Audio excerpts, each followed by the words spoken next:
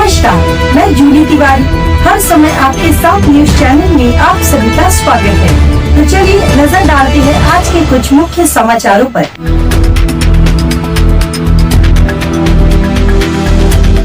डोंबिवली शास्त्री नगर अस्पताल मारपीट मामला, नगर सेवक समेत 5 पर एफआईआर। सीसीटीवी सामने आने के बाद पुलिस की बड़ी कार्रवाई। केडीएमसी के शास्त्री नगर अस्पताल में महिला डॉक्टर समेत 6 स्वास्थ्य कर्मियों के साथ कथित मारपीट और हंगामे के मामले में आखिरकार विष्णुनगर पुलिस ने बड़ी कार्रवाई करते हुए एक महिला सहित 5 आरोपियों के खिलाफ विभिन्न धाराओं के तहत मामला दर्ज कर लिया है। दर्ज एफआईआर में शिवसेना शिंदे गुट के नगर सेवक रमेश मात्रे का नाम भी शामिल है। घटना का कथित सीसीटीवी फुटेज सामने आने के बाद मामला और भी गंभीर हो गया है, जिसके बाद पुलिस ने जांच तेज कर दी। जानकारी के अनुसार नगर सेवक अपने समर्थकों के साथ अस्पताल परिसर पहुंचे थे, जहां किसी बात को लेकर महिला डॉक्टर, नर्स, परिचारिका, मौसी और अन्य कर्मचारियों के साथ कथित तौर पर धक्का मुक्की और मारपीट की गई। इस घटना में कुछ 6 स्वास्थ्य कर्मियों के साथ अभद्र व्यवहार और मारपीट किए जाने का आरोप है। घटना के बाद अस्पताल के डॉक्टरों और कर्मचारियों में भारी आक्रोश फैल गया तथा आरोपियों के खिलाफ सख्त कार्रवाई की मांग को लेकर विरोध भी किया गया। मामले की गंभीरता को देखते हुए विष्णुनगर पुलिस ने सीसीटीवी फुटेज और अन्य साक्ष्यों के आधार पर जांच के बाद एक महिला सहित 5 लोगों के खिलाफ मामला दर्ज किया है। पुलिस का कहना है कि जांच जारी है और उपलब्ध साक्ष्यों के आधार पर आगे की वैधानिक कार्रवाई की जाएगी। इस मामले में महिला डॉक्टर की मां ने भी घटना पर अपनी प्रतिक्रिया व्यक्त करते हुए दोषियों के खिलाफ कड़ी कार्रवाई की मांग की है। वहीं अस्पताल की मुख्य चिकित्सा अधिकारी CMO doctor Sadia Pinjari, police उपायुक्त अतुल झेंडी, आरोपी नगर सेवक रमेश मात्रे तथा डोंबिवली के एसीपी सुहास हिमाड़े ने भी मामले को लेकर अपना अपना पक्ष रखा है। फिलहाल पुलिस पूरे घटनाक्रम के सभी पहलुओं की जांच कर रही है। He came to this government hospital. He behaved very rudely with all the nurses and the doctors. He even used this register to hit a male doctor. And when a female doctor was trying to protect this male doctor, this corporator, Ramesh Mahatre, he also hit that lady doctor. So this incident is totally wrong. And there's a 23-minute audio wherein this Ramesh Mahatre is speaking to a lady doctor or a nurse in a very wrong language, the language which you or I can't even hear. So what we demand is action should be taken against this Ramesh Mahatre, and this particular incident is not new to him and not even new for this particular government hospital. This has been happening since a long time. And if you look at him and his reputation, he is of a particular reputation wherein I'm pretty sure many cases would be on him or against him. And he has a gang. The gang members have told the doctors and the nurses that when you come outside this hospital, we'll look at you, we'll look at your family also in a very wrong way. So this is not right. Under 2010 Medicare policy, which the Congress and Rashtrawadhi government had brought in to protect the doctors and nurses, this is a cognizable offence, non-bailable offence. Till now, Ramesh Mahatre should have been put inside the jail, but unfortunately, he comes from a powerful party which is in power in state as well as Mahanagar Palika Kalyan Dombivali. So that's why no police officer has even touched him. So we are demanding that he should be taken in jail, in custody, as well as he being a corporator. So his corporatorship should be disqualified from the corporatorship. If not directly, then the party should take a call that they disqualify him. So directly or indirectly, he will be disqualified as a corporator. Now this is our stance. Today, tomorrow, in future also we are with these doctors and nurses.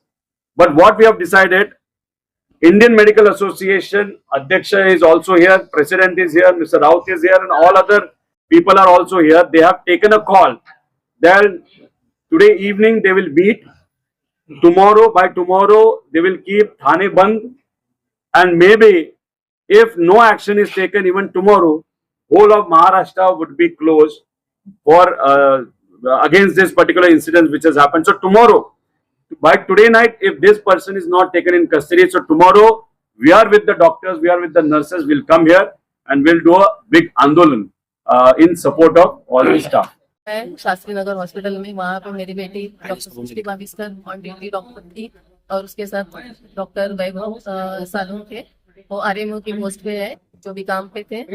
और patient की demand, मतलब यहाँ पे NICU bed बच्चे को लग सकता था, इसलिए उन्होंने ट्रांसफर की मांग की। मतलब बोला कि आपको ट्रांसफर करके दूसरी हॉस्पिटल में जाना पड़ेगा क्योंकि यहाँ पे ये सुविधाएं नहीं है। तो उन्होंने बोला कि हम लोग हमारे दादा से बुलाएंगे। अभी कौन दादा बच्चों को पता नहीं था, जो भी ऑन ड्यूटी डॉक्टर्स थे, स्टाफ था, किसी को पता नहीं था। और फिर जो रिलेटिव्स थे, पेशेंट के जो रिलेटिव्स थे, उन्होंने किसी को कॉल करके बुलाया। फिर रमेश माथुर जी और उनके साथीदार आए, बहुत बड़ा मॉब था, वो अंदर घुसे और सीधा उन्होंने गाली गलौज चालू किया और बच्चों को मारना चालू। जिस तरह रमेश माथुर की गिरफ्तारी न्यूज के बारे में क्या कहना चाहेंगे? ये तो प्रशासन देखेगी, आपको तो पता है।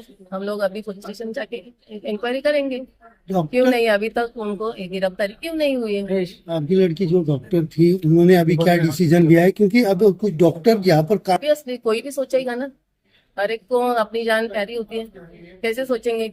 ऐसे माहौल में काम करेगा भी कौन? मैम, आपके बेटे की मेंटल परिस्थिति कैसी है? क्योंकि वो असॉल्ट हुआ है, तो क्या एग्जैक्टली सिचुएशन? अभी तो उसने सिचुएशन बहुत ब्रेवली हैंडल की है, लेकिन अभी भी वो यहाँ पे आना नहीं चाह रही है। ऐसे माहौल से वो थोड़ा दूर रहना पसंद करेगी, क्योंकि 3 रातों से उसने नींद नहीं ली है। 48 आवर्स तक ड्यूटी कर रही है, मतलब संडे मॉर्निंग 8 o'clock से वो उस दिन इंसिडेंट हुआ, फिर भी उसका वेडनेसडे मॉर्निंग तक ड्यूटी था। मैम, जो वीडियो हम लोग देख रहे हैं उसमें वो सुलझाने की कोशिश कर समझाने रही की थी, कोशिश की, solution। बहुत अपनी तरफ से समझाने की कोशिश की, लेकिन सामने वाले को मेडिकल टर्म्स क्या है, क्या हो सकता है, वो समझ में नहीं आने वाला। आपको भी डर लग रहा है कि जिस तरह डॉक्टर है, तो किसी को पसंद नहीं आएगा ना।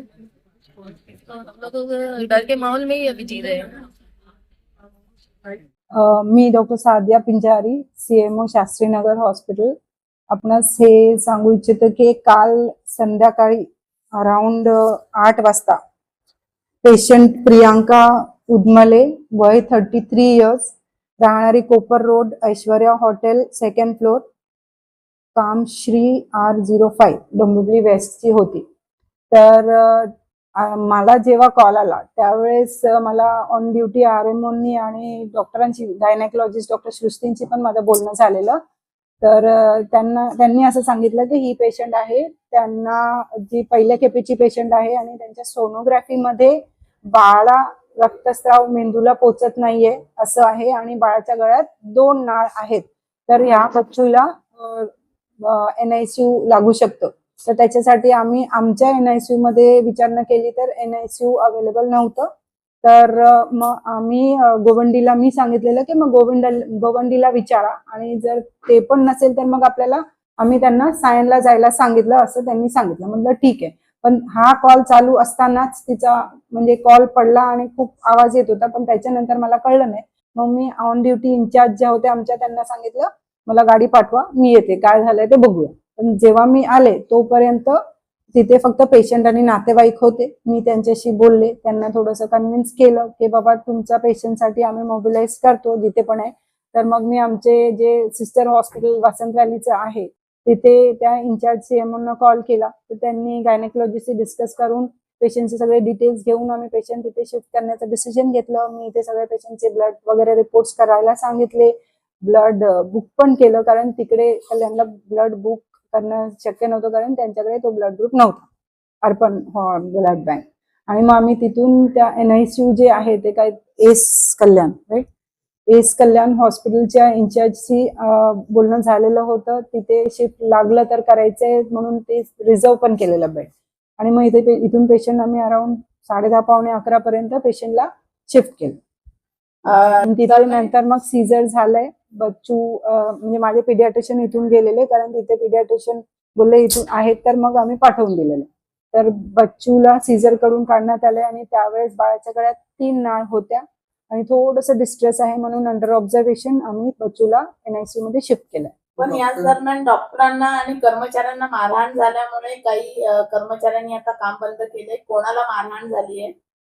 जेवढं मी आतापर्यंत हे गॅदर केलंय त्याप्रमाणे ऑन ड्युटी डॉक्टर वैभव आणि डॉक्टर सृष्टी त्यांच्या म्हणण्याप्रमाणे डॉक्टर वैभवला मारहाण झालेली आहे.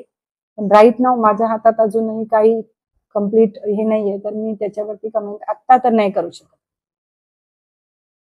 काही सिस्टर असतील किंवा अजून काही या ठिकाणी मावशी असतील त्यांना देखील मारहाण केली आणि या संदर्भात लेखी तक्रार पोलीस स्टेशनला पण दिली. आता मी आता त्यांचे एक्सप्लेनेशन घेत आहे आणि त्याच्यानंतर मग पुढचं कारवाई करू आम्ही. मुख्य दरवाजाचा आता हॉस्पिटलचा मुख्य दरवाजा बंद आहे तर कशासाठी तो बंद ठेवलाय? आणि ते डॉक्टरांवर हल्ला झाला आहे. आता ते I have to inquire regarding that. माझ्या लेवलवर मग पोलिसांच्या लेवलवर ते सगळं होईल तर व्हेरी अर्ली तेच मी हे करू शकते की रुटीन सुविधा फॅसिलिटीज ज्या आहेत त्या मी सध्या स्टॉप केल्या आहेत. माझे डॉक्टर्स आणि स्टाफ जे काय आहेत इमर्जन्सी चालू आहे. इमर्जन्सीमध्ये पेशंटला काही प्रॉब्लेम नाही झाला पाहिजे त्याची आम्ही हे खात्री करतोय की पेशंटला इमर्जन्सीला जे काय फॅसिलिटी आमच्या हॉस्पिटलला ऍट प्रेझेंट असतील ते आम्ही देऊ. सर्वात प्रथम आधी मी सर्व पत्रकारांचे स्वागत करतो. त्या ठिकाणी जी काही घटना झाली त्याबद्दल मी पहिला दिलगिरी व्यक्त करतो आणि मी ठासून सांगतो या ठिकाणी का मी महिला डॉक्टरवर हात उचललेला नाही. ही जी TV फुटेजमध्ये CC कॅमेरा फुटेजमध्ये जे येते कॅमेऱ्याचा अँगल मुळे येत असेल ती महिला डॉक्टर माझ्या मुलीसारखी आहे म्हणून ती म्हणतो एकेरी उल्लेख करतो. ती माझ्या मुलीसारखी आहे. तिचे मॅरेज झाले का नाही ते पण मला माहिती नाही. सतत कानाला बोलत होते आमची रिक्वेस्ट ऐकत नव्हती आणि त्यामुळे मी तुझा फोन ठेव बाजूला आमची कंप्लेंट आधी घे काय तर आमची तक्रार घे ऐकून घे एवढंच तिला बोललो आणि मी त्या महिलेला मारलेलं नाही. आम्हाला बाळासाहेबांची शिकवण आहे त्यामुळे महिलांवर आम्ही हात उचलला नाही आणि याच्या पुढे उचलणार नाही. आणि हे जे काय घडली घटना हॉस्पिटलच्या कमतरतेमुळे असेल तर ते हॉस्पिटल फुलफिल करण्याची जबाबदारी मी आतापासून चालू करेन. परंतु याच्या पुढे ज्यांच्यासाठी मी जे काम केलेलं आहे ज्यांच्यासाठी मी धावून गेलो जिच्यावरती संकट आलं होतं अडचणीत आली होती समस्या निर्माण झाली होती त्यांच्यात तोंडून तुम्ही ऐका काय घडले ते त्या सांगतील तुम्हाला. नेमकं तुम्ही तिथे का गेलात कशासाठी गेलात आणि मग तिथे तुम्हाला काय सूत्र मिळालं की तुम्हाला हे ऍक्शन घ्यावी लागेल? यांनी मला बोलावलं मी फोन केला यांच्याच फोनवरती त्यांना फोन द्या सांगितलं डॉक्टरांना. डॉक्टरांनी माझे फोन घेतले नाही आणि 2-2, 3-3, 4-4 वेळेला प्रयत्न करून सुद्धा घेतला. ह्या सारख्या रडत होत्या. मला सिरियसनेस समजल्यामुळे मी तिथे गेलो आणि बाकीचे यांच्या तोंडून आहे का मी शेकडो शिव्या माझा दिलेल्या आहेत. शेकडो शिव्या गुन्हा दाखल केला आहे. आता तुमच्यावरती गुन्हा दाखल करण्यात आलेला आहे. विष्णुनगर पोलीस स्टेशनच्या हद्दीमध्ये जो काल गुन्हा दाखल झालेला होता 195/2026 त्या सदर गुन्ह्यामध्ये काल आपण 3 आरोपींना अटक केली गेली होती. आता त्यामध्ये त्या सदर आरोपींना कोर्टामध्ये हजर केला असता त्यांना 2 दिवसाची PCR त्या ठिकाणी दिलेली आहे. सदर गुन्ह्यातील आरोपी क्रमांक 4 रमेश म्हात्रे या सदर गुन्ह्यामध्ये अटक केलेली आहे आणि त्यामध्ये पुढील प्रक्रिया सुरू आहे. तो आज के लिए बस इतना ही. कल फिर मिलेंगे इसी समय इसी चैनल पर. तब तक के लिए मुझे दीजिए इजाजत. धन्यवाद. हमारे चैनल को सब्सक्राइब करें और बेल आइकन दबाना ना भूलें ताकि हमारी खबरें सबसे पहले आप तक पहुंचे.